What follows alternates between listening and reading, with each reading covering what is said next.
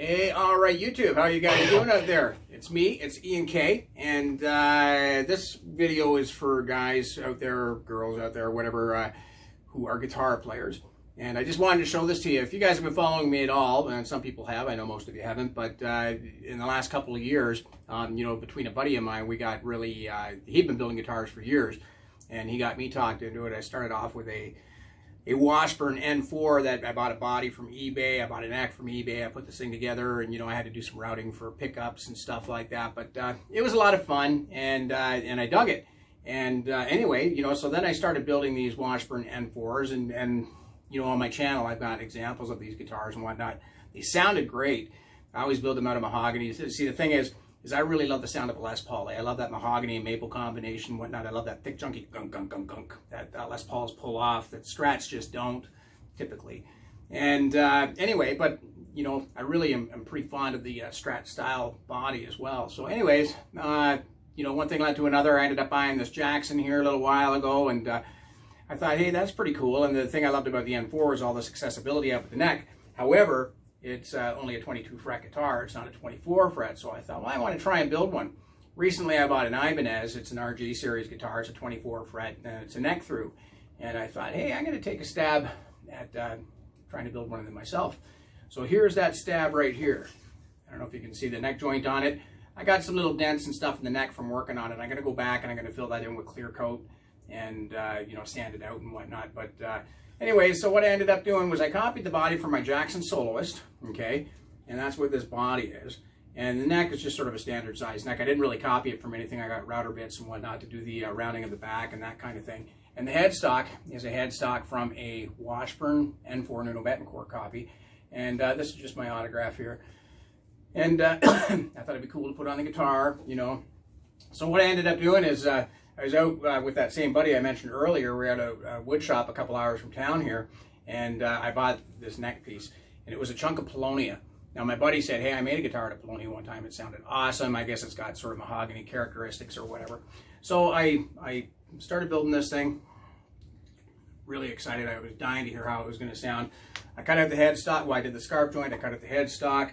I got the fretboard shape and everything like that. It obviously it splays out the whole way along, so you know it keeps this line the whole way, and it's maybe 4 inches or whatever, you know, here at the butt end of the guitar. So that's all Polonia. And as I started carving it away, I realized how soft that wood actually is. And I mean, I don't know how well you can see it, but it is dented on the back and whatnot. I am going to fix that stuff with some clear coat, like I said. But it was really easy to mark it up, and that's just from sanding on it and stuff like that too. So anyways, that's Polonia. I had some mahogany kicking around here for the back for these pieces. So this is mahogany on each side. And this is I don't know if you call it a curly maple top or a flame maple top. It's probably a little bit difficult to see. There, I think I can see a little bit there. And anyway, I bought that at the same place I bought the Polonia. So the neck cost me 60 bucks, whatever, and I ended up actually throwing most of that wood away because I didn't need most of it. The mahogany I just had kicking around here, so it was essentially free. It came from an old staircase, and I think I paid 50 bucks for the top, if I'm not mistaken, or 65 bucks or something like that. So I don't have a whole lot of money into this guitar. I had this bridge kicking around. I think I paid like 13 bucks for it on Amazon. I got some cheapy tuners that I also had kicking around off another N4 that I was doing. So I just took all that stuff off, you know, Graphtec nut. That's, you know, about 10 bucks, what have you. And, oh yeah, and frets. Frets are, I don't even know what you pay for frets. These are medium jumbos, which are a little big for me. I would like something a little bit smaller, but it's what I was able to get. Also got that from Amazon, so I mean, it came like in a day or two or whatever, so that's all super cool. It is a Indian rosewood fretboard, and the markers are just, they're just like, what do you call it, plastic wood, right? So that's all that is. And you know, once I get playing it for a while and whatnot, I'm gonna just put a bead of crazy glue on top of those fret markers so that they you know, stand the test of time a little bit better and whatnot. But anyway, so far so good with this thing. I put it together. One thing about this bridge is that I have to drill all the way through the body. I don't know if you can see that. I had to drill all the way through the body to be able to get the strings to go through, and that can be a bit of a chore because your bit wants to wander, and I've tried this on one guitar before, so I sort of know from experience. There's some pretty clever guys out there who will go and they'll drill halfway into the guitar, you know, this way.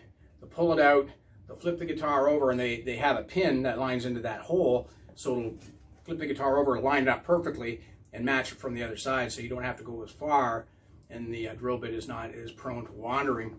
I was able to make it go all the way through. I only had to do just a wee bit of kind of fix-up work, so I'm pretty pleased with the way it turned out. I ended up putting in my buddy Paul in my band. He plays this, must be, I think it's an ESP that he plays. I think it's a Kirk Hammett edition guitar, but it's got this Seymour Duncan Blackout in it, and his sound absolutely rips. And so when I started building this other N4, I thought, well, I'm going to put that Seymour Duncan Blackout and see if I can get that same kind of sound.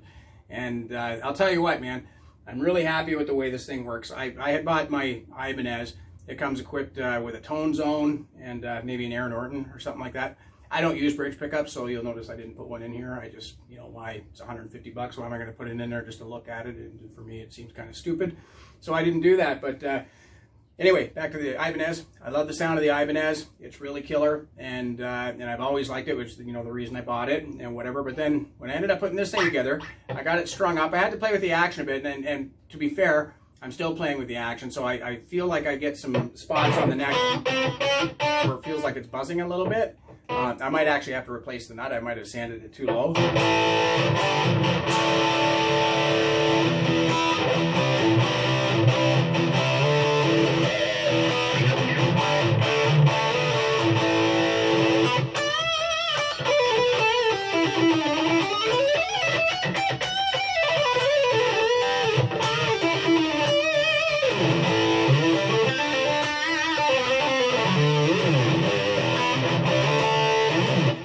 Sounds pretty chunky, man. I really am extremely pleased with the way this is turning out so far. So another thing I ordered on not eBay, but on Amazon was a 2-inch disc, like it's an air operated buffing tool, I guess is what it is. And like I tried to give this a buff. I had some problems doing it. I bought this rotary buffer, and I mean, it's supposed to work, but you know what? For whatever reason, it just leaves these circular marks on it. So go figure, right? So I ended up buying a dual action polisher, and I'm looking forward to getting that maybe next week. But the reason I just went and put this together anyway is because I was just dying to hear how it sounded. And like I said, I'm pleased with the sound. It's starting to become shiny on the top, but you know, I have a ways to go yet. And I'm hopeful that next week this thing arrives and I can start getting in there and starting to fill in all these little holes.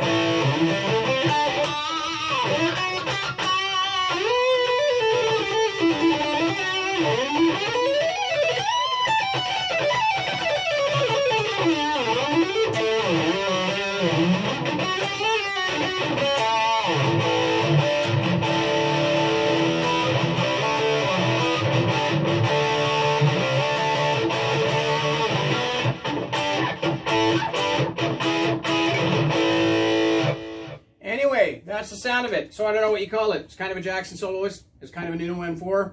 And it's 24 frets. It's mahogany, it's paulownia, and it's Indian rosewood with a Seymour Duncan Blackout. It does kick ass. I'm using it through a Blackstar ID60.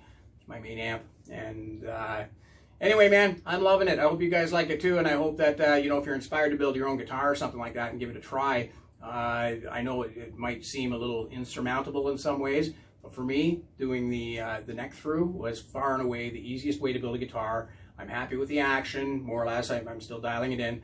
But, you know, instantly it's working pretty good. And, you know, when I'm doing guitars that have, like bolt-on necks in particular, I always have problems getting that stuff lined up. I've done a couple of Les Pauls. You probably have seen my videos. And, you know, they've always worked pretty good for me too. But definitely I'm getting more refined at doing this, if you want to call it that. And anyways, I hope you guys dig it. And if you're going to build your own, leave me a comment. And don't forget to subscribe, actually, because I'm going to be more active on this channel. And you know what? I hope to be doing lots of great things. And after this whole COVID thing is over, you know, I will be touring all over the place and stuff with my guys. So I hope to see you out. If you see me playing this thing, it'll be awesome. Please like, please subscribe, please share, all that stuff. You guys stay safe through this COVID crisis.